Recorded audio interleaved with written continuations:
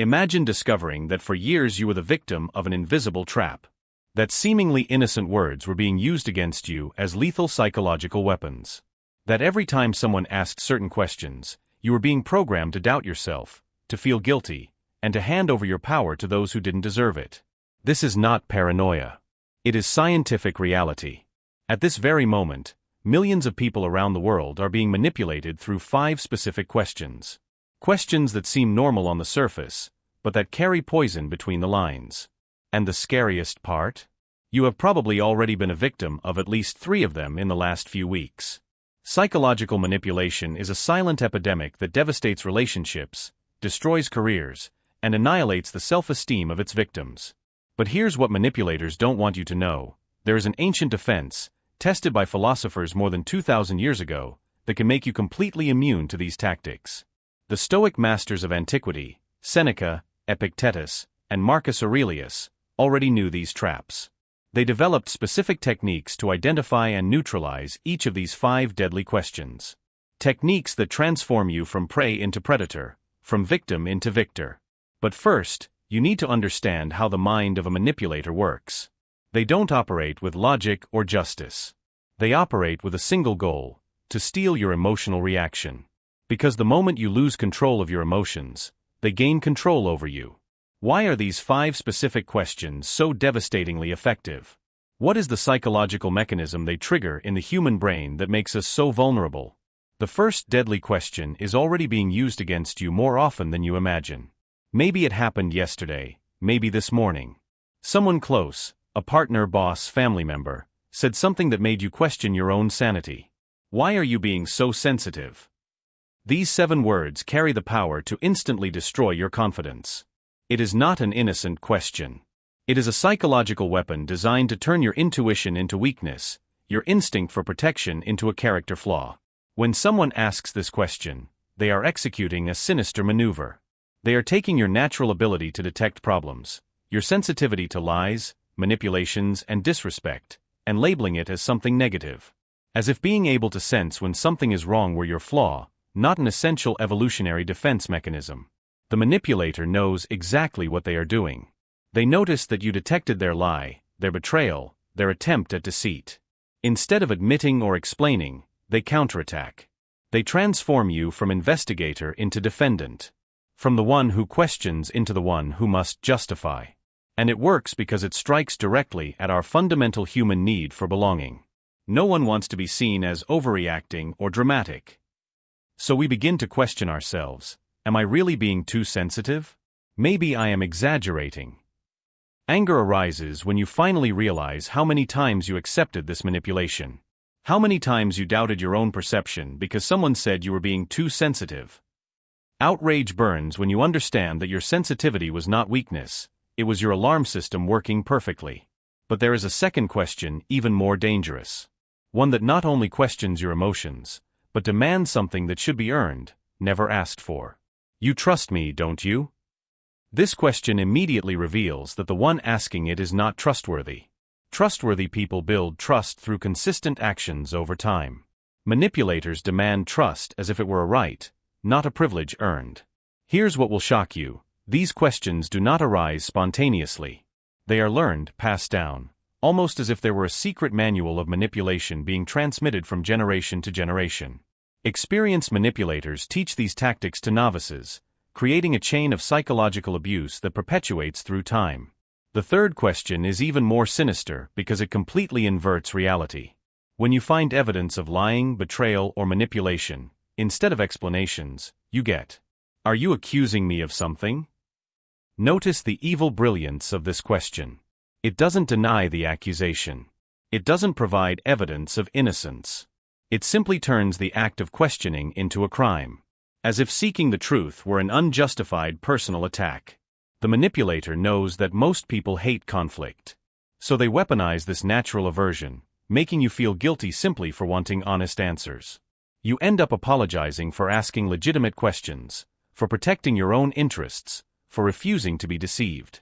The fourth question is a performance of innocence so well executed it should win an Oscar. Would I lie to you?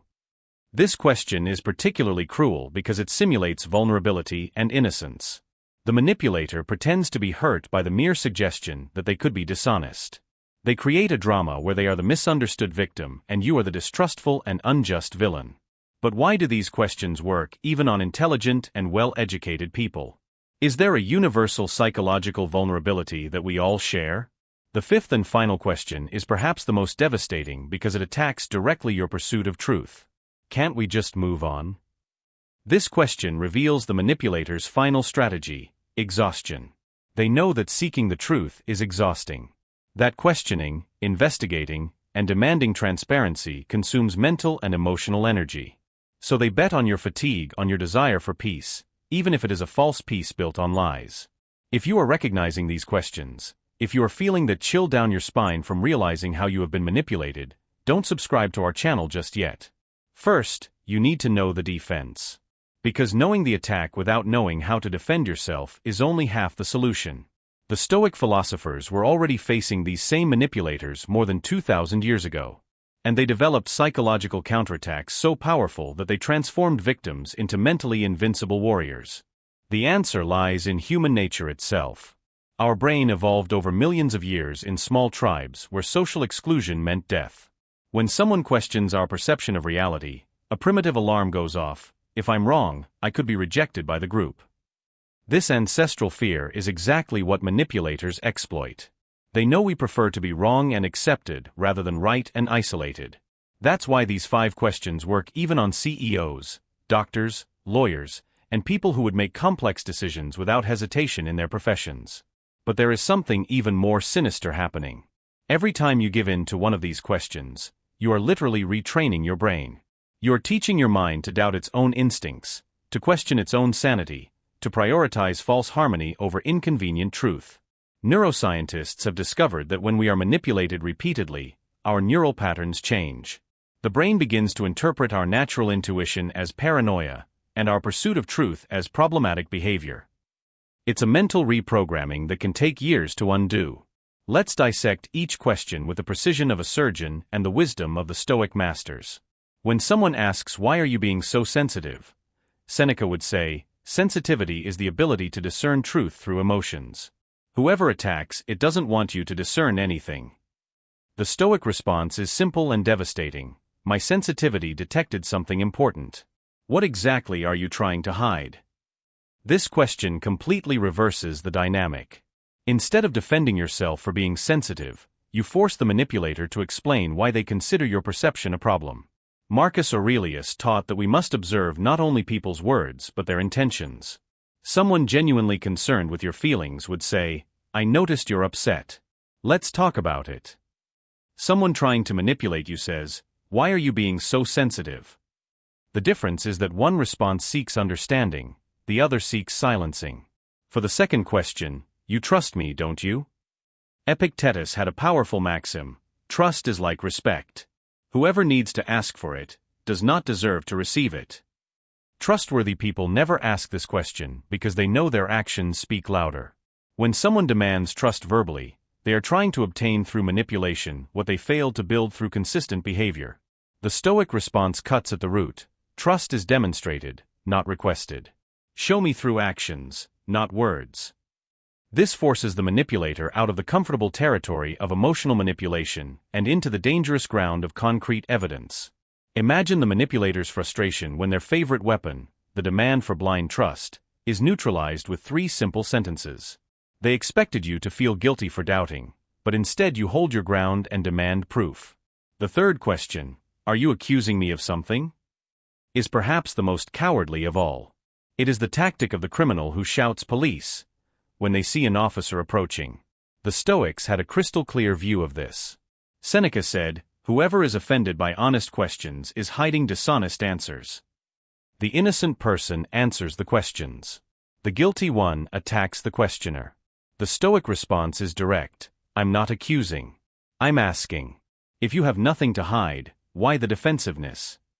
This response exposes the manipulation in real time. It shows that you won't be intimidated by theatrics and that you remain focused on obtaining answers. For the fourth question, would I lie to you? Marcus Aurelius had a piercing observation: whoever performs innocence is rehearsing guilt. Truly honest people don't need to stage honesty. They simply answer questions directly. When someone turns a simple question into a dramatic performance of wounded virtue, they are trying to manipulate your emotions to avoid answering your logic. The Stoic response devastates this tactic. That question doesn't answer mine. Let's focus on facts, not feelings.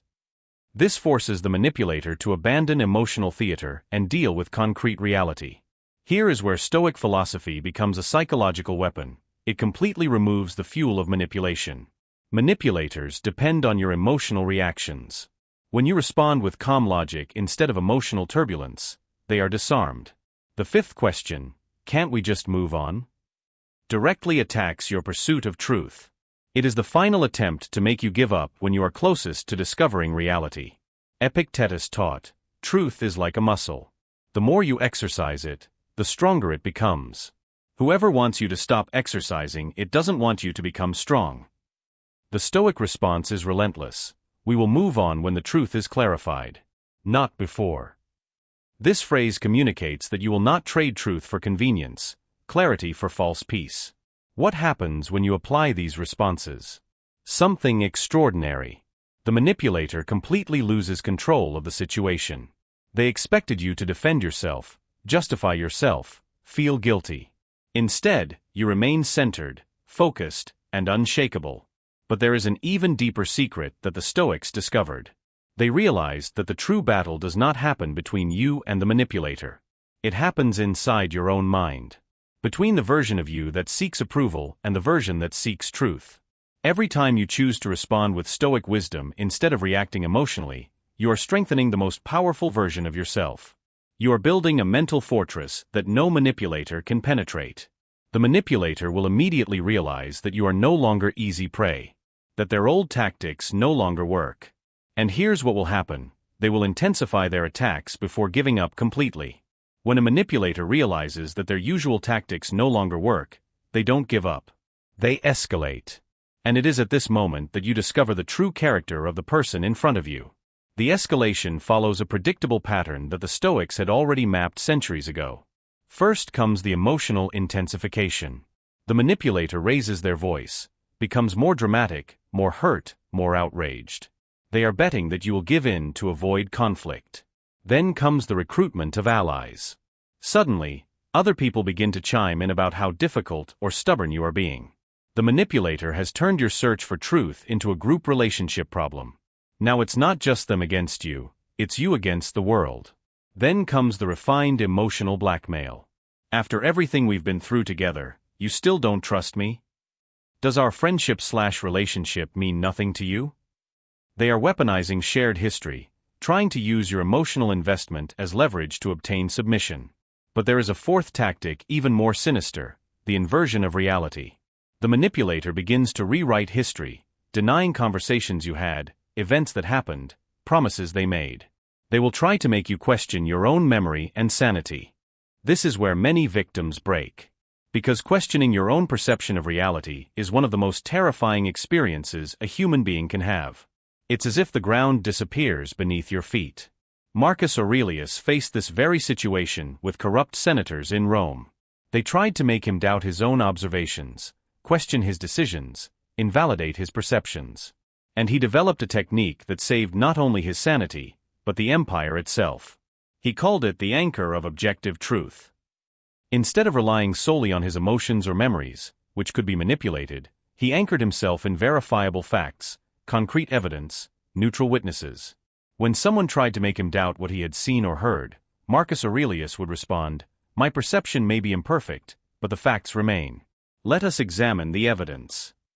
This technique is devastating because it shifts the discussion from the subjective realm of emotions to the objective realm of reality. The manipulator can no longer use your emotions against you, because you are no longer operating in the emotional field. But here's the secret that will transform you from victim to predator. The true battle was never between you and the manipulator. It was always between two versions of yourself. On one side is the version that has been conditioned since childhood to seek approval, avoid conflict, maintain peace at all costs. This version fears rejection, fears being seen as difficult, fears losing relationships. On the other side is the version that values truth over convenience, integrity over approval, reality over fantasy.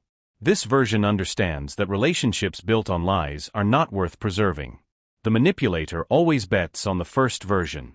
They rely on your fear of rejection, your need to be accepted, your aversion to conflict. All 5 deadly questions aim directly at these vulnerabilities. But when you embrace the second version, the stoic version of yourself, something extraordinary happens. You stop fearing the loss of toxic relationships. You stop needing the approval of people who lie to you. You stop sacrificing your mental sanity in the name of artificial peace. And it is at this moment that the manipulator makes the fatal mistake. They show their true face. Because when all manipulation tactics fail, when you refuse to be broken, intimidated, or confused, the manipulator can no longer pretend to be a good person who is misunderstood. The mask falls. They may explode in genuine rage, revealing the contempt they always felt for you. They may make direct or indirect threats.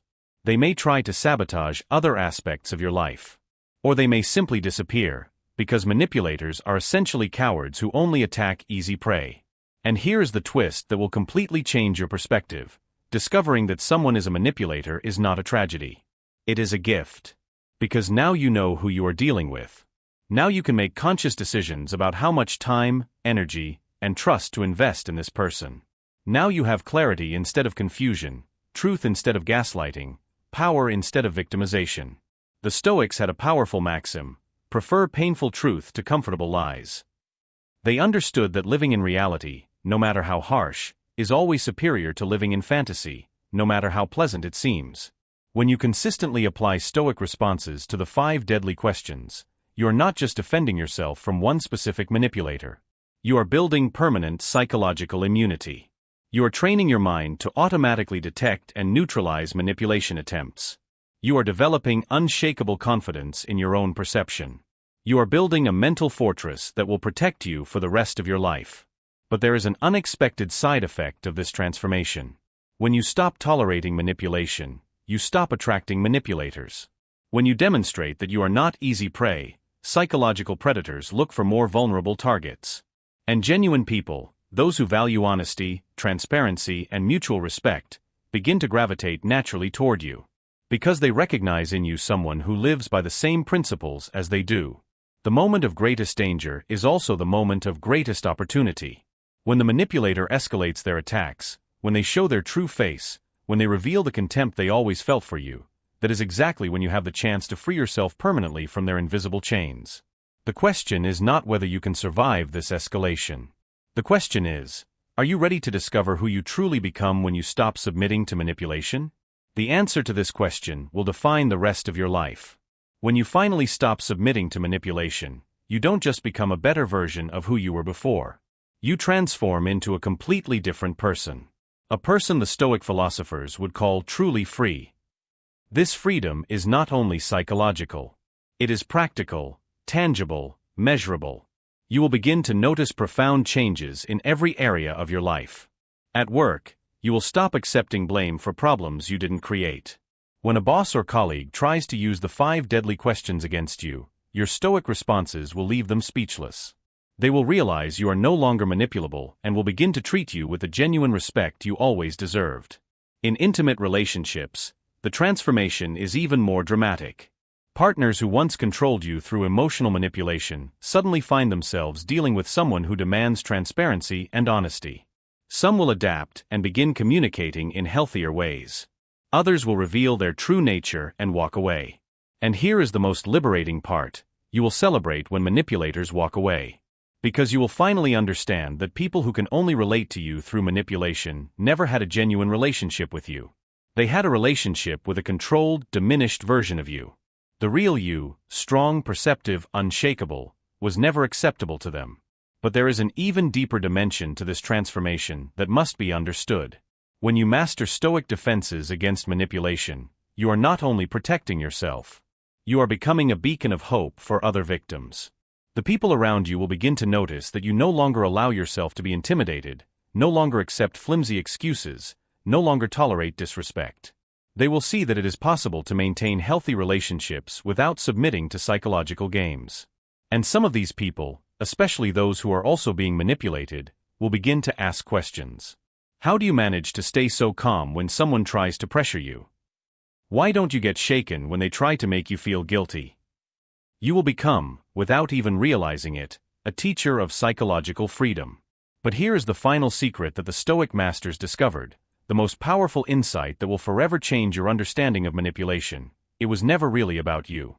When someone uses the 5 deadly questions against you, when they try to make you doubt your perception, question your sanity, feel guilty for seeking truth, that person is revealing something profound about themselves. They are showing that they live in a world where truth is an enemy, where transparency is a threat, where honesty is impossible. They are revealing an existence so fragile, so built on lies, that the simple presence of someone with integrity becomes unbearable. The manipulator does not attack you because you are weak. They attack because you are strong enough to threaten the fictional world they have built. This understanding completely transforms your relationship with manipulation. Instead of feeling victimized when someone tries to manipulate you, you feel compassion. Not for the behavior, which remains unacceptable, but for the person who has become so desperate that they can only relate through deceit. And this compassion does not make you vulnerable. In fact, it makes you even stronger. Because when you understand the manipulator's deep motivations, their tactics lose all emotional power over you. You see the 5 deadly questions for what they really are, not personal attacks, but signs of desperation. Desperate attempts by someone who cannot compete with the truth and therefore must try to destroy it. But there is a responsibility that comes with this wisdom. Once you become immune to manipulation, you have a moral obligation to help others discover the same freedom. Not through preaching or confrontation, but through example. By living in a way that demonstrates it is possible to be kind without being submissive, compassionate without being manipulable, loving without being controllable. Every time you respond with stoic wisdom to a manipulation attempt, you are sending a powerful message to everyone around you. There is another way to live. A way where your peace of mind does not depend on others' approval, where your self-esteem is not held hostage by people who lie to you. And here is the most beautiful irony of this entire journey. When you stop trying to please manipulators, you automatically become more attractive to genuine people. When you stop tolerating disrespect, you naturally attract respect. When you stop accepting crumbs of conditional affection, you create space for true, unconditional love. The relationships that survive your stoic transformation will be infinitely richer, deeper, more fulfilling than anything you had before. Because they will finally be based on truth instead of fantasy, on reality instead of manipulation. But perhaps the deepest change is the one that happens within you. You will discover reserves of inner strength you never knew you possessed. You will develop a quiet confidence that does not need external validation. You will build an inner peace that no external emotional storm can shake. You will become what Seneca, Epictetus, and Marcus Aurelius always knew was possible, a truly free human being. Free not only from physical chains, but from the invisible chains of psychological manipulation. And when you look back at the time when you allowed 5 simple questions to control your life, you will feel not regret, but gratitude. Gratitude for the journey that transformed you from victim to victor, from manipulated to master of your own destiny.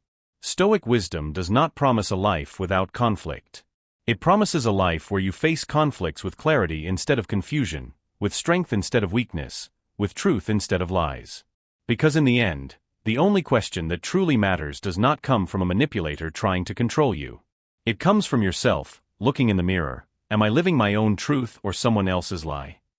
The answer to that question will determine not only how you deal with manipulators, but who you become as a human being. And if you've made it this far, if you have absorbed every word of this journey, you already know your answer. Now subscribe to the channel, because your transformation is only just beginning.